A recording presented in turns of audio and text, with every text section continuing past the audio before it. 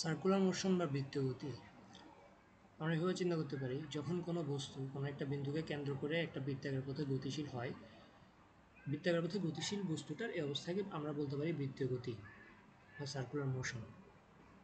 আমরা যখন linear motion পড়ছিলাম তখন লিনিয়ার মোশনে থাকা একটা বস্তুর অবস্থা বোঝার জন্য আমরা যেভাবে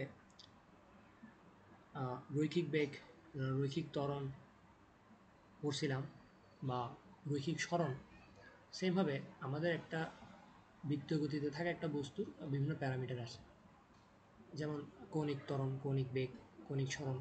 এছাড়া রৈখিক গতিতে থাকা একটা বস্তুর ত্বরণের যে কারণ বল, যেটা আমরা নিউটনের সূত্রের সাহায্যে পাইছিলাম বা সূত্র থেকে দেখছিলাম, সেভাবে বৃত্তাকার পথে গতিশীল কোনো বস্তুরও নিশ্চয়ই কোনো একটা বল আছে, যার কারণে বস্তুটা ওই গতিশীল পথে আসলে ঘুরতেছে, যেমন সেটা হচ্ছে আসলে কেন্দ্রমুখী বল। সো এইসব প্যারামিটার আমাদের জানা দরকার।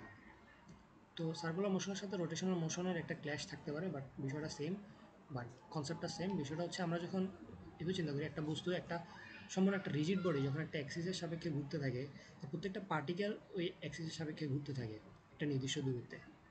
তো সেটাও একটা আসলে এক প্রকার সার্কুলার মোশন আমরা চিন্তা করতে পারি। বাট বিষয়টা এরকম যে পৃথিবী যখন সূর্যের চারপাশে একবার ঘুরে আসে একটা বৃত্তাকার পথে, সেটা হচ্ছে আমরা বলতে পারি বৃত্তীয় গতি। আবার পৃথিবী যখন তার নিজ অক্ষের সাপেক্ষে 24 ঘন্টায় একবার ঘুরে, বা পৃথিবীর যে আহ্নিক গতি, সেটা হচ্ছে একটা রোটেশনাল মোশন। এক্ষেত্রে সম্পূর্ণ বস্তুটা যখন একটা নির্দিষ্ট অক্ষের সাপেক্ষে ঘুরতে থাকে, তার প্রত্যেকটা বস্তুকণা যখন ঘুরতে থাকে ওই নির্দিষ্ট অক্ষের সাপেক্ষে, সেটা হচ্ছে রোটেশনাল মোশন। আবার একটা নির্দিষ্ট পার্টিকেল এই যে বৃত্তাকার পথে ঘুরতেছে, তার যে সরল রৈখিক মানে বৃত্তীয় গতি অবস্থা, সেটা হচ্ছে সার্কুলার মোশন। সেটা নিয়ে কনফিউশন আর কিছু নাই। তো বৃত্তীয় গতির একটা প্রথম যে টার্মটা আমাদের বোঝা লাগবে, সেটা হচ্ছে কৌণিক সরণ বা অ্যাঙ্গুলার ডিসপ্লেসমেন্ট। বিষয়টা আমরা চিন্তা করি যে একটা বস্তু একটা বৃত্তাকার পথে এ পয়েন্ট থেকে বি পয়েন্টে গেল, এক্ষেত্রে অর্থাৎ বৃত্তচাপ এ থেকে বি, বৃত্তের পরিধি বরাবর, এই যে এ বি, এটা হচ্ছে আসলে রৈখিক দূরত্বে গেল, বাট আমরা চিন্তা করতেছি যে এটা কৌণিক, এটা যেহেতু একটা গতিশীল অবস্থায় আছে, মানে বৃত্তীয় গতিতে আছে, আমরা এটাকে কোণের সাপেক্ষে চিন্তা করতে যাচ্ছি যে এ পয়েন্ট থেকে যে বি পয়েন্টে গেল কতটুকু কোণে সরে গেল। এই যে এ পয়েন্ট থেকে বি পয়েন্টে কতটুকু কোণে সরে গেল আমরা যখন চিন্তা করছি, সেটা হচ্ছে আসলে কৌণিক দূরত্ব আমরা বলতে পারি, কৌণিক সরণ বলতে পারি। তো আমরা ছোটোবেলায় বলছিলাম যে S equals to R theta. এখানে এস হচ্ছে আমাদের যে বৃত্তচাপ যতটুকু সে গেল, আর হচ্ছে যে ওই যে গতিশীল বৃত্তাকার পথে গতিশীল বস্তু যে ব্যাসার্ধ সেই বৃত্তাকার পথে, সেটা তো আমাদের কৌণিক সরণ। তো আমরা যখন রেডিয়ানে চিন্তা করবো, মানে আমাদের রেডিয়ান কনসেপ্টটা যদি আমরা আনতে চাই, তো একটা বস্তু যদি সম্পূর্ণ একবার ঘুরে আসে পরিধি বরাবর, তাহলে সেক্ষেত্রে এস হবে টোয়াইস পাই আর। তো এখান থেকে আমরা পাই যে থিটাকে আমরা টোয়াইস পাই রেডিয়ান বলতে পারি, যে একবার ঘুরে আসতে বস্তুটা একবার ঘুরে আসলে বিষয়টাকে রেডিয়ানে প্রকাশ করে টোয়াইস পাই রেডিয়ান। এখন একবার ঘুরে আসাকে আমরা 1 রেভলিউশন বলতে পারি একবার ঘুরে আসাকে। এখন 1 রেভলিউশন ছিল, আমরা দেখছি যে টোয়াইস পাই রেডিয়ান। আবার একবার ঘুরে আসলে আমরা জানি যে একটা বস্তু বৃত্তাকার পথে একবার ঘুরে আসলে 360 ডিগ্রি কোণ উৎপন্ন করে। সেটা একটা বিষয়। সো নেক্সট যে প্যারামিটারটা আমাদের বোঝা লাগবে, সেটা হচ্ছে অ্যাঙ্গুলার ভেলোসিটি বা কৌণিক বেগ। অর্থাৎ এক্ষেত্রে আমরা জানি যে সময়ের সাপেক্ষে সরণের পরিবর্তন হারকে বেগ বলে। অর্থাৎ একটা বস্তু একটা পয়েন্ট থেকে আরেকটা পয়েন্টে গেল, আমরা চিন্তা করি যে কত ফাস্ট বা কত স্লো গেল। সো এক্ষেত্রে কৌণিক বা বৃত্তাকার পথে একটা বস্তু যখন একটা পয়েন্ট থেকে আরেকটা পয়েন্টে যায়, সে কত ফাস্ট গেল বা কত স্লো গেল আমরা বোঝার জন্য কৌণিক বেগের কনসেপ্ট ইউজ করি। অর্থাৎ এক্ষেত্রে খুব ক্ষুদ্র সময়ে একটা পার্টিকুলার মোমেন্টে আমরা দেখতেছি খুব একটা এক্সাক্ট ভ্যালু পাওয়ার জন্য বেগের, এই যে খুব ক্ষুদ্র সময়ের সাপেক্ষে কৌণিক সরণের পরিবর্তন হারকে আমরা বলতেছি কৌণিক বেগ। তো এখানে একবার ঘুরে আসতে বস্তুটা যে সময় লাগে সেটাকে আমরা বলতেছি পর্যায়কালকে আমরা এভাবে লিখতে পারি। আমরা সূত্রটাকে সিম্পলিফাই করলে বিষয়টা থাকে। এছাড়া আমরা জানি যে একবার একটা পূর্ণকম্পন সম্পন্ন হলে এটাকে আমরা কম্পাঙ্ক বলি। কম্পাঙ্ক সমান 1/t আমরা লিখতে পারি, সিম্পলিফাই করে আমরা এভাবে লিখতে পারি। বা আমরা যদি n সংখ্যক পূর্ণগুণন হয়, n/t, এখানে n হচ্ছে কতটা পূর্ণগুণন হয়েছে আর কি। সো এটাকে আমরা এইভাবে সিম্পলিফাই করে লিখতে পারি, এগুলো জাস্ট ম্যাথমেটিক্যাল টার্মে আমাদের কাজে লাগে। এখন আমরা যদি এটার এককগুলো নিয়ে আরেকটু বিস্তারিত আলোচনা করি। আমরা নর্মালি তো বলতে পারছি যে একক হচ্ছে রেডিয়ান পার সেকেন্ড, যেহেতু থিটা বাই টি, থিটা হচ্ছে রেডিয়ান, থিটার একক, আর টি এর একক সেকেন্ড, অর্থাৎ রেডিয়ান পার সেকেন্ড। এটাকে আমরা এভাবে চিন্তা করতে পারি, রেভলিউশন পার সেকেন্ড, অর্থাৎ এক সেকেন্ডে কত রেভলিউশন হচ্ছে। এবার আমরা দেখছি যে এক রেভলিউশন হচ্ছে টোয়াইস পার রেডিয়ান। সেক্ষেত্রে আমরা বলতে পারি ওয়ান আরপি এর সমান one revolution per second, one revolution সমান আমরা দেখছি যে টোয়াইস পার রেডিয়ান। তো এখান থেকে ওয়ান আরপি এর সমান আমরা বলতে পারি টোয়াইস পার রেডিয়ান পার সেকেন্ড। আবার আমরা যখন এটাকে রেভলিউশন পার মিনিটে চিন্তা করবো, অর্থাৎ এক্ষেত্রে 60 সেকেন্ডে চিন্তা করবো, তখন আমরা বলতে পারি ওয়ান আরপিএম সমান রেভলিউশন পার মিনিট সমান pi by 30 radian per second. এগুলো জাস্ট হচ্ছে ইউনিটের কিছু বিষয়।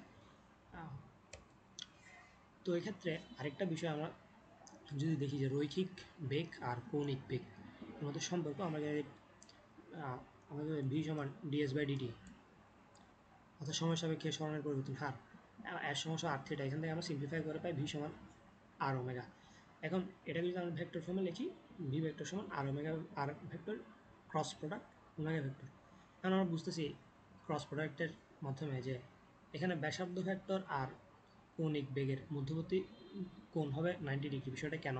কারণ আমাদের ব্যাসার্ধ ভেক্টর কাজ করে বস্তু থেকে, মানে কেন্দ্র থেকে বস্তু বরাবর, বা ব্যাসার্ধ ভেক্টরটা অবস্থান যদি আমরা চিন্তা করি, এটা হচ্ছে আমাদের বৃত্তীয় গতিটা বা বৃত্তীয় পথটা যে সারফেসে আছে সেই সেই সারফেসে আসলে আমাদের ব্যাসার্ধটাই আসলে অবস্থিত।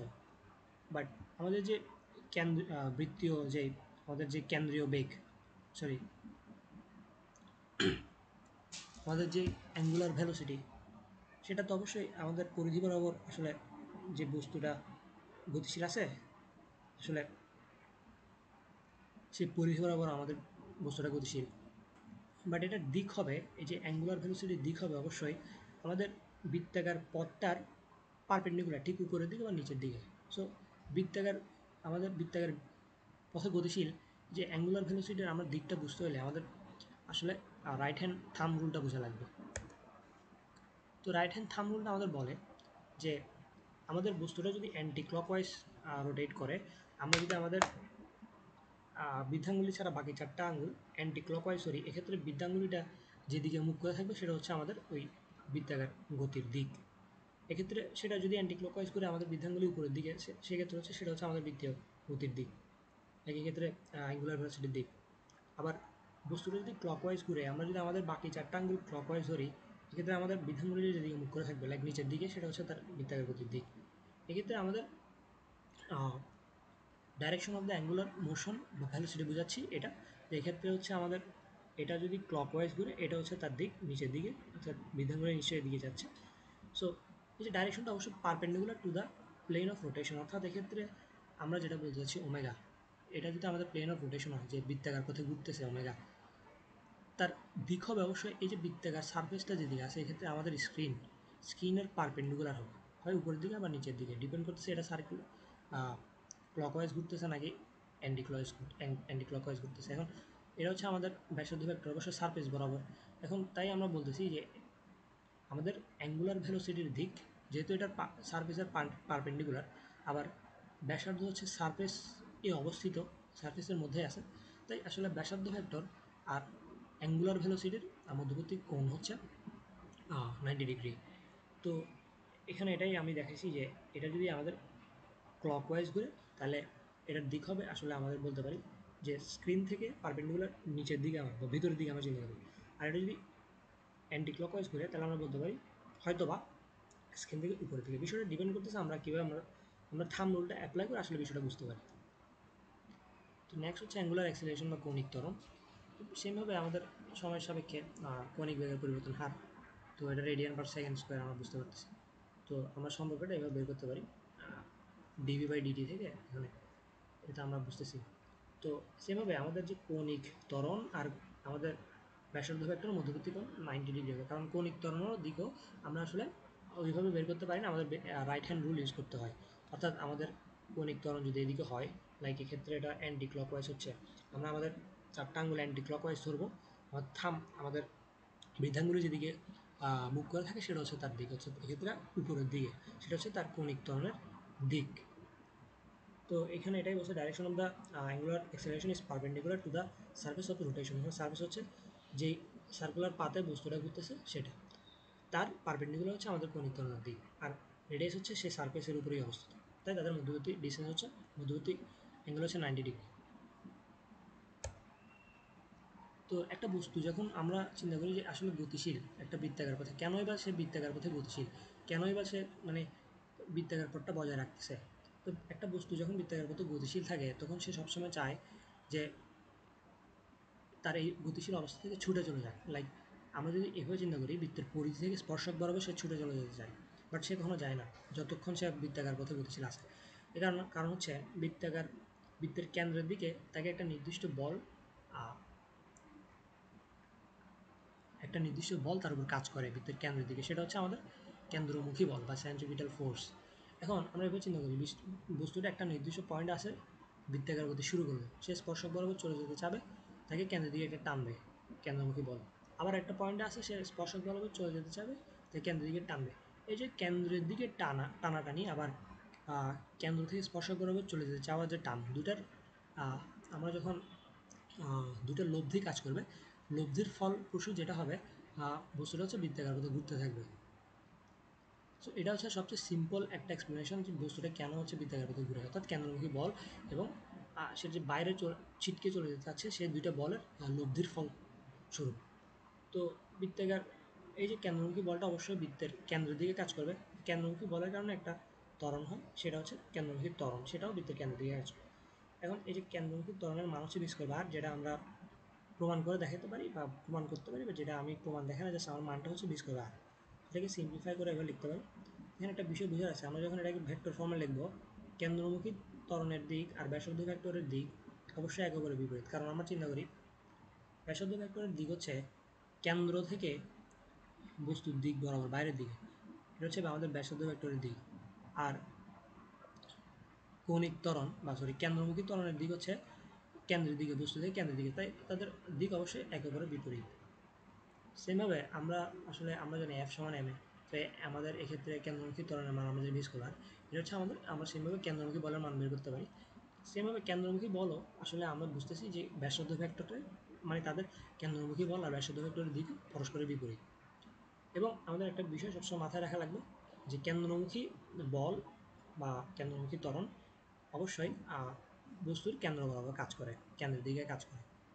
সো এটা ছিল আসলে সার্কুলার মোশনের কিছু ইম্পর্টেন্ট প্যারামিটার, যেটা আমাদের কাজে লাগবে যখন আমরা ফার্দার আরও বিষয়, আরেকটু ইম্পর্টেন্ট বিষয় বুঝতে যাবো, লাইক মোমেন্ট অফ ইনার্শিয়া বা এই ধরনের কিছু রোটেশনাল